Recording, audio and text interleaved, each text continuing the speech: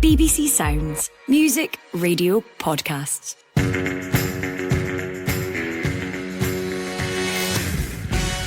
Hello and welcome to the Scottish Football Podcast, keeping you up to speed on everything you need to know as we head into yet another hectic weekend of action. It's Friday, the 29th of March, Good Friday, no less. I'm Phil Goodlad, and here's what's coming up. Here's a chance, James Forrest takes a touch and shoots and scores! Silva on the edge of the box, good touch, brilliant from Silva, and he buries it! Can Rangers hit top spot again, at least for a few hours? They host Hibs before Celtic take on Livy. There's a proverbial six-pointer at the other end of the table. This game on Saturday is the first time we've had multiple supporters buses going to a game since the 2016 Cup final. Who'll cope best with the pressure of Pittodrie as Aberdeen and Ross County square up? And things are getting tense in the Championship. A tasty tussle ahead between the top two at Tannadice. They have got the bottle and the character. The players are well aware of what's at stake, and we're hoping for a really good performance. This is the Scottish Football Podcast. It's a busy old programme ahead of a hectic weekend in Scottish football. Delighted to say that the former Kilmarnock, Rangers and United keeper Cammy Bell is with us. Cammy, morning to you. Morning, Phil. Peter Mackay, Ross County fan, co-host of the Staggies View podcast. Pete, hello. Hello, Phil. And because we have a Ross County fan on, we had to get an Aberdeen fan on as well, given what's happening at Pittodrie this weekend. Glenn Schroeder, co-host of the Red Tinted Glasses podcast. Morning to you, Glenn. Morning. Plenty to get through with the three guests. First, though, let's run through the latest Scottish football headlines. The Celtic manager, Brendan Rodgers, has been given a one-match touchline ban with another suspended for criticising the officials. This after Celtic's 2-0 defeat away to Hearts earlier this month. It means Rodgers will not miss the forthcoming Old Firm derby. Some good news for the champions though. Captain Callum McGregor is set to return from injury this weekend against Livingston. Meanwhile, Livy boss David Martindale has described the level of abuse endured by outgoing SFA head of referees Crawford Allen as despicable. The Everton boss Sean Dyche has played down a widely reported altercation with Scotland defender Nathan Patterson. He says there was nothing in it. And the future looks bright as Liverpool's Scottish winger Ben Doak has been named in a prestigious list of the top 50 players in the world under the age of 19. Cammy, we're going to take a step back a little later and let Peter and Glenn slug it out for a few minutes ahead of the big one at Pittodrie this weekend, the big relegation battle it is this weekend. Before, though, let's have a look at the fixtures. Your old club Rangers. They host Hibs at Ibrox on Saturday. How much pressure is on Rangers going into this game, knowing what's at stake if they win? Or more importantly, perhaps, what's at stake if they don't win at the top of the table? Yeah, listen, Phil, when you get to this stage of the season, the Rangers players will know how much pressure's on them.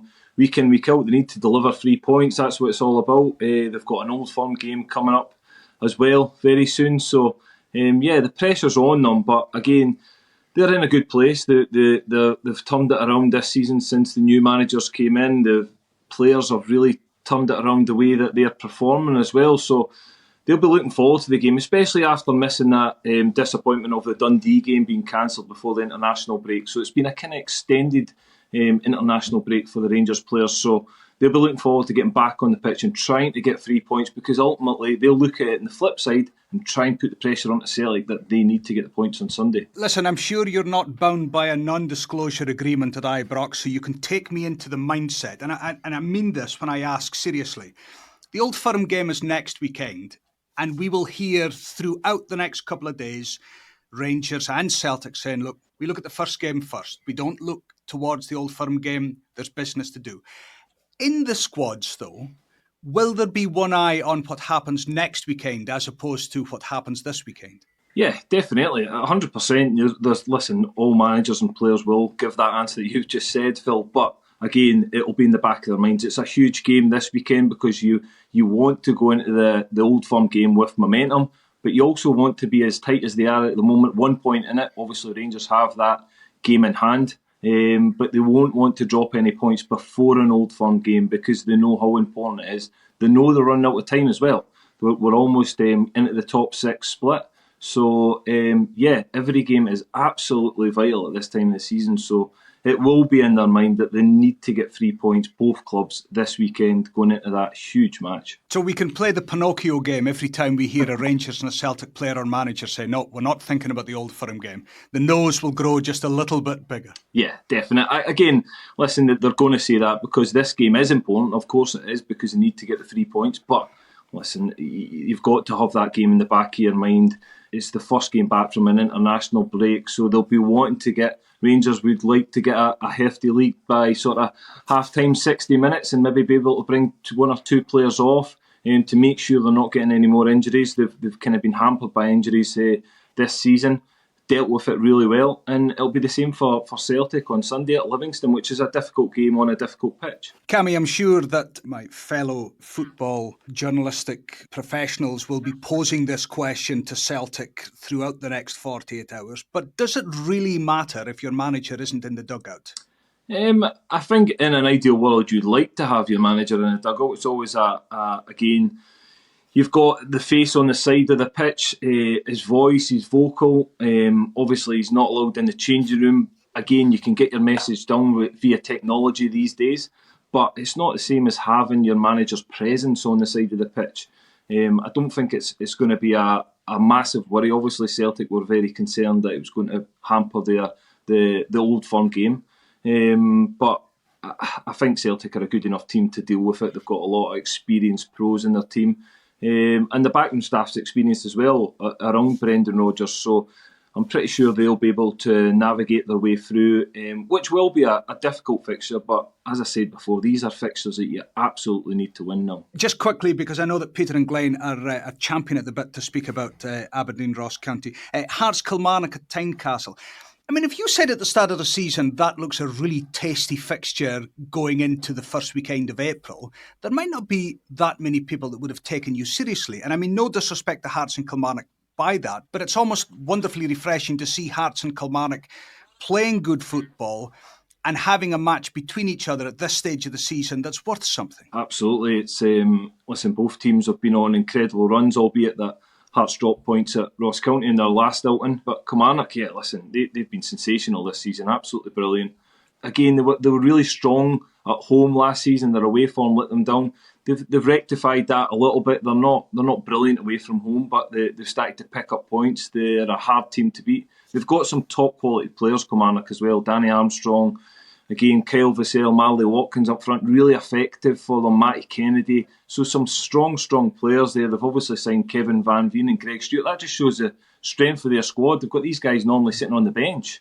It's a real tasty one. And for me, it's one that I probably look at Kilmarnock and think, if they could beat Hearts at Tynecastle, it gives them a half chance of getting that third spot, because ultimately it would claw some points. I know there's an 11-point gap at the moment, but they'll have that opportunity to play in Hearts again when the split comes. So it's probably, I would say, the last opportunity for Kilmarnock to possibly get that third spot, but they need to take all 3 points. St Mirren go to Motherwell. Also, we've got St Johnstone against Dundee. And just on Saints, the Craig Levein bounce, maybe now in the dim and distant past when it comes to St Johnstone results, they're still very much in, I was going to say in contention to be in trouble, but actually sitting so close to the relegation playoff spot as they are in trouble going into the split, in trouble of being sucked in. Yeah, they are. And listen, that doesn't really surprise me, to be honest. I think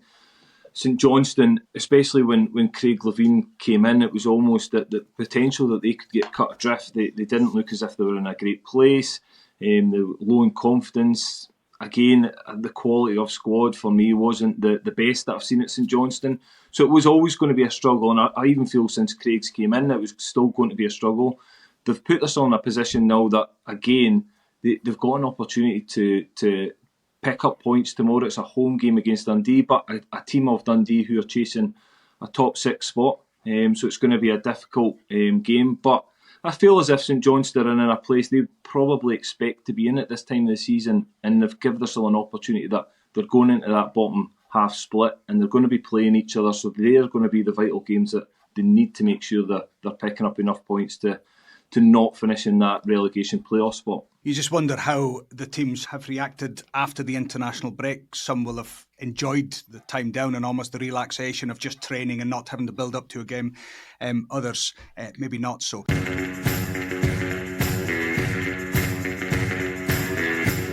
It's seconds out, round 2, as far as Glenn Schroeder, Aberdeen fan, and Peter Mackay. Gentlemen, thank you for joining us. I just wonder, Glenn Schroeder, at this time of the season, the very fact that Celtic and Aberdeen both have one thing in common going into the games this weekend, you don't have a manager. Yeah, I was hoping that we'd be going into this game still with a new manager, and obviously the club had come out pre-international break to say that we were expecting to make an appointment during that international break. That's come and gone, and the dugout's still empty in the case of a permanent manager. But for me, looking ahead to the game this weekend, it's now too late almost to put a new manager in place. Peter Leven's had the international break to work with the squad. You guys were speaking there about, teams, whether they enjoyed the international break, managed to work on things.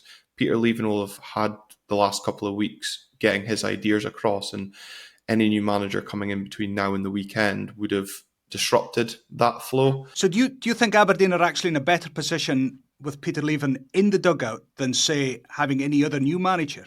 More so in terms of looking ahead to the importance of this weekend's game. I think had the appointment come at the start of the international break, I wouldn't have been opposed to that. But the closer we got to this weekend, for me, the preference was always to see Peter Leven in charge, given, I think the wariness of how the Neil Warnock appointment played out. But there's so much riding on this game. You guys were just speaking about St Johnstone as well, and I think there's almost a forgetfulness in the sense that they're being dragged into this battle to avoid the playoff spot as much as Aberdeen and Ross County right now. Glenn, just quickly before I bring in Peter, what did you make of Alan Burrows going before Aberdeen's in-house TV channel yesterday, delivering, I think, probably the news that everybody connected with the club had probably expected, that 2 days before the weekend fixtures, they didn't have a manager? Relief, to be honest, hearing from the club. It's the sort of transparency we've been calling out for, but unfortunately it was the sort of transparency that was needed after the mistakes that were made with the poorly worded statements about being close to an appointment and an appointment would be made.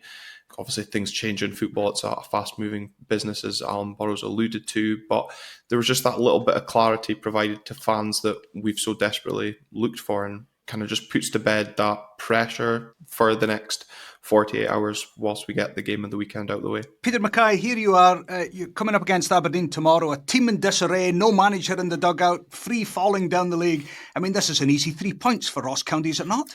Well, I'd like to say so, but I mean, I think if you look at the past games between Ross County and Aberdeen this season, that would tell you a different story. So I think going off those games, there's definitely a bit of nerves from our point of view. But I think talking about managers, I think it's a bit of a stark difference, to be honest. I think we're quite settled and happy with Don Cowie in charge at the moment. And just one defeat in the last 5. I mean, Don Cowie is actually a manager in form. Yeah, indeed. And unbeaten at home since he took over. And I think there's just a real togetherness around the place right now. I think this game on Saturday is the first time we've had multiple supporters buses going to a game since the 2016 Cup final. I think we're estimated to be bringing around 600 fans over to Pittodrie. So I think that shows you just how the direction and how it feels to be a Ross County fan at this current time. The Ross County ticket sales ahead of this game is great to see, not just obviously in terms of support for Ross County, but Scottish football as a whole.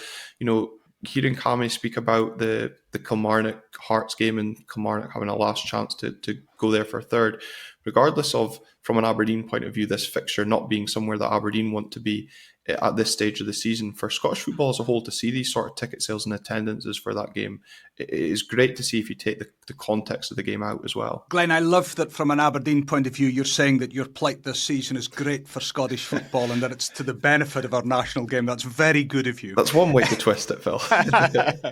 Peter, how big an advantage is it for Ross County to have been in and around the bottom half of the table for maybe more seasons as you would care to like, that you've got the experience, the course and distance to get out of this situation? I think it definitely is an advantage. I think if you look throughout our squad, we've got a core of players there who've been in this situation before and actually have been in, I would say, worse situations than this before. I think back to a few seasons ago when John Hughes came in and we kind of did the Great Escape. We've still got a few boys who were in that squad, and going into the split then, I think we were 3 or 4 points adrift at the bottom and managed to escape.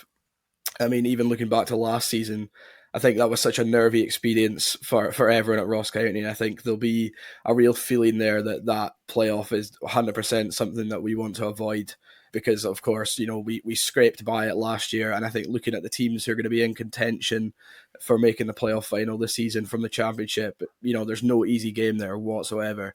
I think it will definitely help, and I think, as I mentioned before, I think the togetherness right now, and yeah, like you said, Phil, that experience, it really could propel us, hopefully, to try and get away from that 11th place spot. Quickly, guys, because we're running out of time, as ever, on the Daily Football Podcast. Glenn, what's your prediction for Pittodrie this weekend? It's a tough one because, you know, as you guys have spoken about, Ross County are coming in on good form and togetherness. And the point Peter just made there as well is something that's, you know, giving me a little bit of fear, is that the teams such as Ross County, St Johnstone are battle-hardened in this situation on kind of fighting for survival. And if we were to lose the game at the weekend, you know, we're getting into a situation we're not familiar with. But given our record against Ross County this season, I can only hope for a win. And I think it'll be a tight game. I'll say we'll scrape a 1-0 win. Peter? I'm not sure. I think I'm still a bit nervous considering past results. So I think we'll maybe get a draw, but I think with the form Simon Murray's in coming up against an Aberdeen defence, I think that could be the key for us. Hopefully he can unsettle them a wee bit. But I think, I would say 1-1. Gentlemen, thank you very much. It'll be a fascinating weekend across all of Scottish football, but let alone at Pittodrie. Sportsound will keep you up to date throughout the day on Radio Scotland with that one. Cammy Bell, finally, let me come back to you. Big weekend in the Championship. We've got Ayr United Airdrie tonight live on the BBC Scotland channel at 7:30. But then Dundee United Raith Rovers. I mean, arguably, this is the game of the weekend in Scottish football, the top two going up against each other in the Championship. Yeah, for me it is the game of the weekend, Phil. I think it's a blockbuster, a game, because the way they've both tussled it out this season. Hats off to Raith Rovers, because everyone thought Dundee United would have walked away with that league. The budget they've got, the team, the players they've got at their disposal. And Raith Rovers have been phenomenal. They've put in some brilliant performances a number of times on Friday night games under the BBC, under the lights and the cameras. They've shown us some great football and some great entertainment. And yeah, it's a massive game. Huge amount of pressure on Dundee United tomorrow and Jim Goodwin. Their recent form has dipped, and it feels as if the pressure is getting to them a little bit. So I can see Raith Rovers thriving on that. They'll be smelling blood at the moment, and it's a huge opportunity for them to take a massive leap towards who wins that title this season. Cammy Bell, thank you very much indeed for joining us. Also Glenn Schroeder and Peter Mackay, Aberdeen and Ross County fans, who you will imagine will go through the mill somewhat this weekend with events at Pittodrie. Thanks to you both as well. Ayr United Airdrie live on the BBC Scotland TV channel tonight, 7:30. David Curry with you for that one. The Sportsound will have all the live action across the weekend on BBC Radio Scotland and Sportscene with your highlights on Saturday, Sunday and Monday evenings. You can watch the highlights on the telly, best pictures as always on Radio Scotland. And a reminder, Liam MacLeod, Jackie McNamara and Richard Foster will be here with the Scottish Football Podcast on Monday with all the reaction and analysis to the weekend's events. For now, though, enjoy the beautiful game. Have a great weekend, and we'll speak again soon. Sacked in the Morning is back. I got the ball and I put it on the spot, and as I got up, it was literally the best feeling I've ever had. And believe me, I spent a lot of money on feelings in my life. Joining Craig Levine and myself, Amy Irons, will be some of football's top managers, best characters and most colourful players as we reveal what exactly goes on inside the dugouts and dressing rooms up and down the country. We had a lad the other week and I saw him, he was playing, the first half he was playing the opposite wing. He had a set of gloves on and short sleeves. And I thought to myself, I can't wait till next half till he comes near me. As the manager comes in, he smashes the door open, the jacket's off, shirt sleeves are up. We're thinking, here we go, we're all nudging each other like school kids and giggling. Sacked in the Morning, listen now on BBC Sounds.